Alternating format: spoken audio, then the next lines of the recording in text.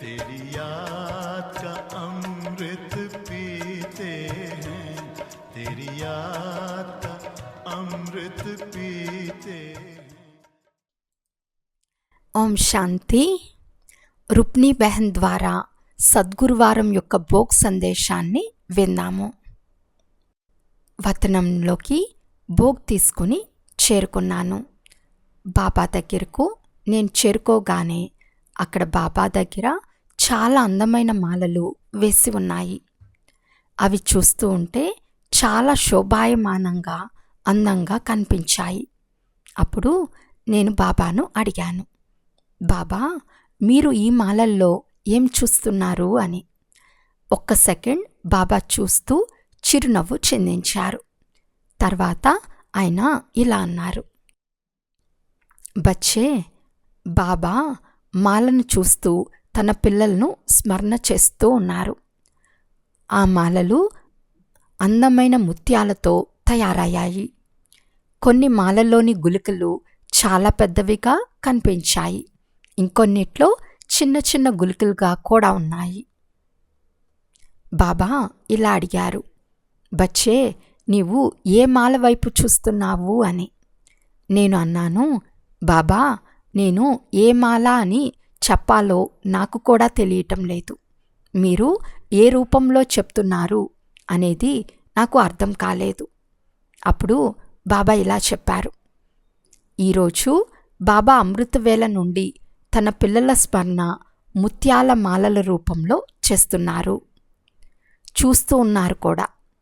తర్వాత బాబా ఇలా అన్నారు, బాబా తన అష్టరత్నాల మాల, 108 ముత్యాల మాల, 16,108 ముత్యాల మాలలను చూస్తున్నారు. బాబా చాలా ఉన్నతమైన దృష్టితో దూరంగా చూస్తూ ఇలా చెప్పారు, బచ్చే, 8 ముత్యాల మాల పూర్తయ్యే దశలో ఉంది. 108 ముత్యాల మాలలో కొంత తక్కువగా ముత్యాలు కనిపిస్తున్నాయి. 16,108 ముత్యాల మాలలో కూడా బాబా చూస్తున్నప్పుడు ఎవరిని జత చేయాలి అని, ఎవరిని తీసివేయాలి అని చూస్తూ ఉన్నారు. బచ్చే, అర్థం చేసుకో, బాబా కొన్నిసార్లు ముత్యాలను తీసేస్తారు, మళ్ళీ జోడిస్తారు కూడా. బాబా ఇలా చెప్పారు, బాబా కొన్ని ముత్యాలను స్మరించుతూ పరిశీలిస్తూ ఉంటారు. ఈరోజు బాబా పిల్లల మాలను తయారు చేస్తూ ఉన్నారు. కానీ ఎప్పుడైనా పిల్లల్లో ఏదైనా పురుషార్థం లోపంగా చూస్తే ఆ ముత్యాన్ని బాబా పక్కకు పెట్టేస్తారు.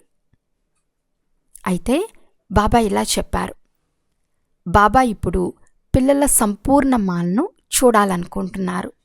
ఎందుకంటే సంపూర్ణతకు ఎంతో ప్రాముఖ్యత ఉంది. సంపూర్ణత మాలనే ప్రజలు ప్రేమతో స్మరిస్తారు.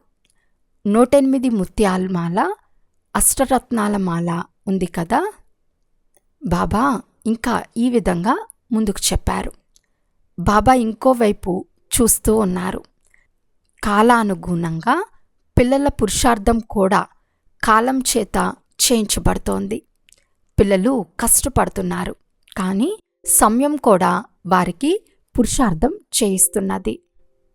అయితే బాబా ఇలా చెప్పారు, చివరి సమయం అయితే సమీపంలోకి వచ్చింది. కాబట్టి బాబా తన పిల్లల ముత్యాల రూపంలో ఉన్న మాలను చూస్తున్నారు.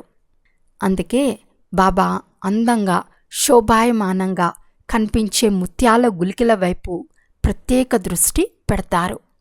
ఏదైనా గుళికలో స్వల్పమైన మచ్చ ఉన్నా దానిని బాబా పక్కన పెట్టేస్తారు. ఇందుకే బాబా ఈరోజు ప్రత్యేకంగా అన్ని దిక్కుల నుంచి బ్రాహ్మణ పిల్లల ముత్యాల మాలను చూస్తూ ఒకవైపు సంతోషిస్తారు, మరొకవైపు పిల్లలు ఎప్పటికప్పుడు తెలియక తప్పులు చేస్తే ఆ గుళికలను బాబా మళ్ళీ పక్కన పెట్టేస్తారు. కాబట్టి ఈరోజు అందరి బ్రాహ్మణ పిల్లలపైన ఎంతో ఆత్మీయంగా దృష్టి ఉంచుతూ వారిని ముత్యాల మాల గుళికలుగా చేస్తున్నారు. తర్వాత బాబా ఎదుట భోగ్ స్వీకరింపబడింది.